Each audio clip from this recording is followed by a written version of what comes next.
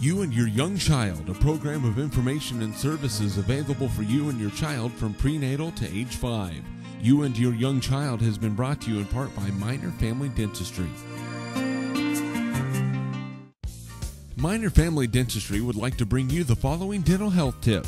It's recommended to have a dental checkup no later than your child's first birthday. An adult should brush for a young child and monitor older children's brushing to ensure a good job is done.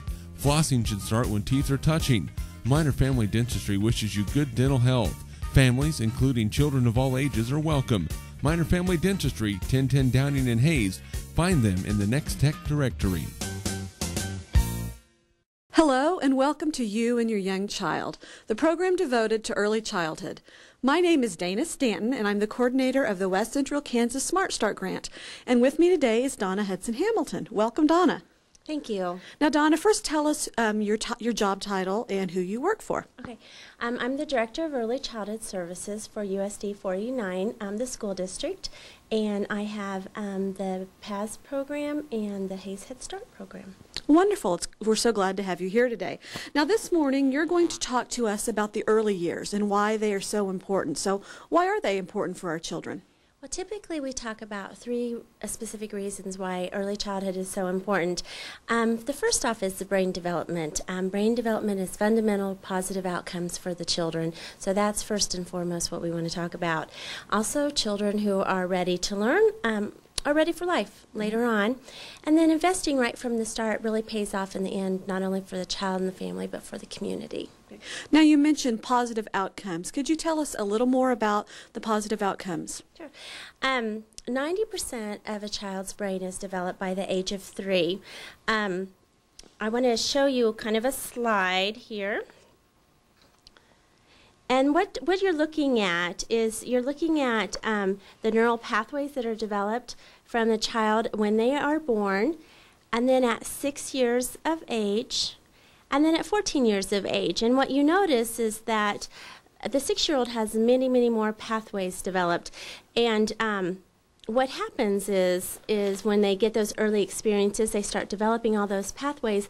And then if they're not used, they lose it. So by 14 years, they're starting to lose it. In fact, a 3-year-old, their brain is twice as active as an adult's. Well, that makes sense, especially when you look at the picture of the newborn. You can see that there aren't very many. So the more activities, the more pathways you make in the brain. Right. The brain development really relies on not only genes, but also those early experiences. They kind of scaffold. They need all those early experiences to develop some of those later skills. So early experiences have a direct impact on later capacity, adult capacity. Now, as a parent, what can I do to build that quality learning environment for my child?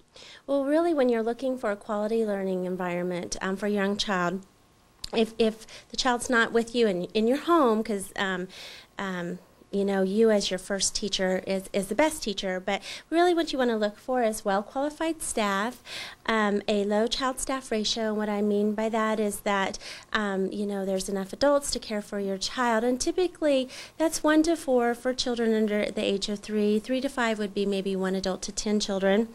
You also want... That seems like a lot to me. That is a lot. A lot of times they'll keep it 1 to 8, 1 to 6. And then learning activities which promote healthy development. So we're not only talking about you want to develop all aspects of the child. You want to develop their health. You want to make sure they develop their social emotional needs. You want to make sure that they're developing their cognitive skills. All those things are really important, and that there's a language-rich environment, that they're talking and singing to the children.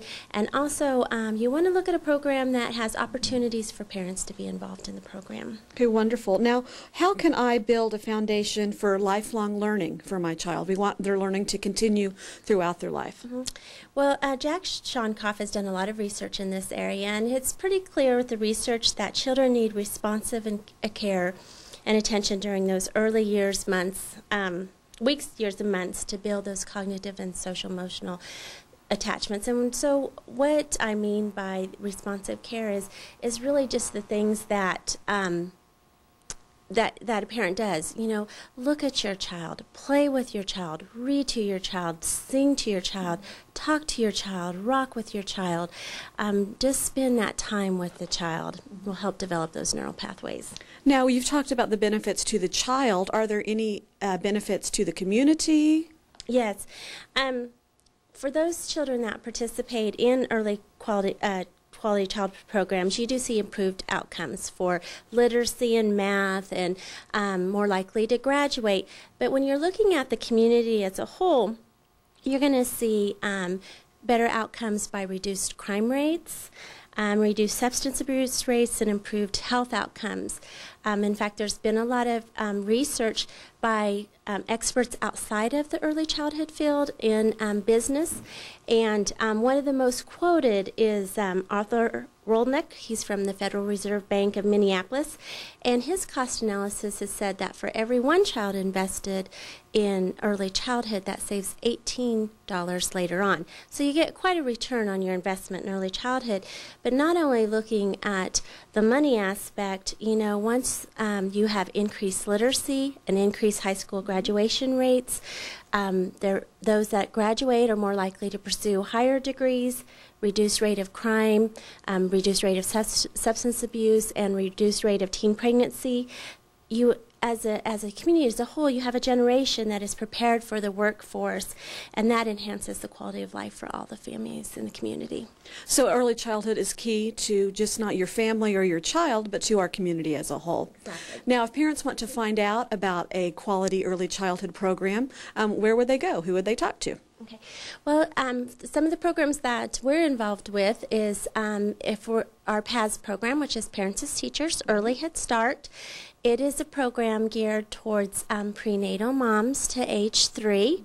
It's 2 separate programs that are blended together, so we're able to meet the needs of anyone that calls. There's no specific requirements. There is for one program, but not for the other. So if they're interested, I just encourage them to call out to the office. It's 623-2440. And then for our 3 to 5 population, they would want to call the Hayes Head Start, and we have several ways that you can qualify for that program, and that number is 623-2430. And I do want to say that both of the programs, we do take enrollments year-round.